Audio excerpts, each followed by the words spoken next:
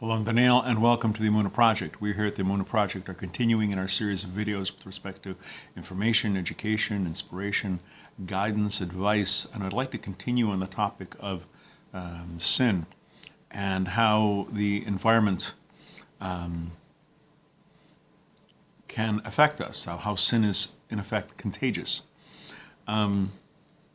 When we see improper behavior, whether it's out and out sin, or even something that's just improper, immoral, indecent, we should strengthen ourselves to avoid it. First of all, avoid coming into this situation in the first place, and then removing ourselves, or at least strengthening ourselves against it.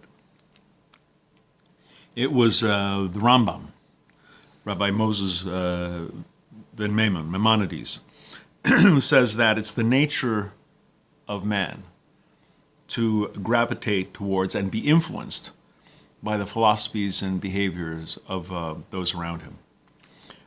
We are affected by, and in the case of sin, sometimes, God forbid, corrupted by our environment.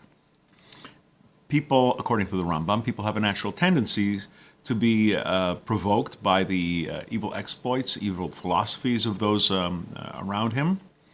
He compares it to sulfur, which is ignited when it comes near to a flame.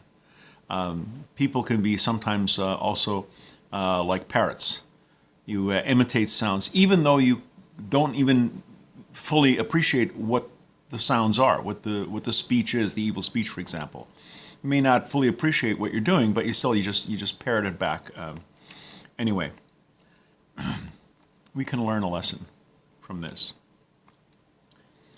Someone who commits a sin, someone who engages in sinful behavior, especially if they're being seen as a Jew, as a Noahide, as a righteous person, not only do you get the sin itself, which is bad, you get a Chil Hashem, a desecration of the name of God, because a holy person, a righteous person is behaving in this way, and you run the risk of, God forbid, influencing someone else to do the bad behavior. That's what's so bad about something like maris ayin, something that doesn't look good. You may be doing something that's kosher, but because it looks bad, for example, if I were to have a kosher, for lack of a better word, a kosher cheeseburger, kosher meat, non-dairy cheese, logically, there's nothing wrong with that. But because of the concept of maris ayin, someone else may see me with my payas and my yarmulke and my tzitzis saying, "Oi,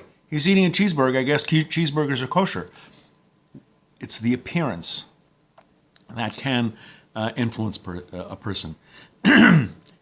If compared to someone who has a disease, and who, God forbid, and he knows he has a disease, and he, God forbid, puts himself in a situation where he's going to deliberately infect people.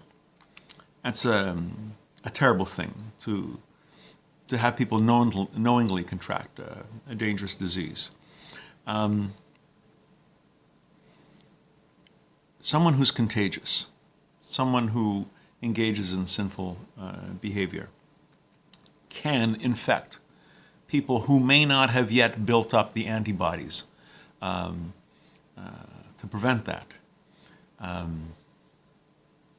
It's a terrible thing. We have to be very, very diligent in our behavior, not just because it's our behavior, but for the possibility of, God forbid,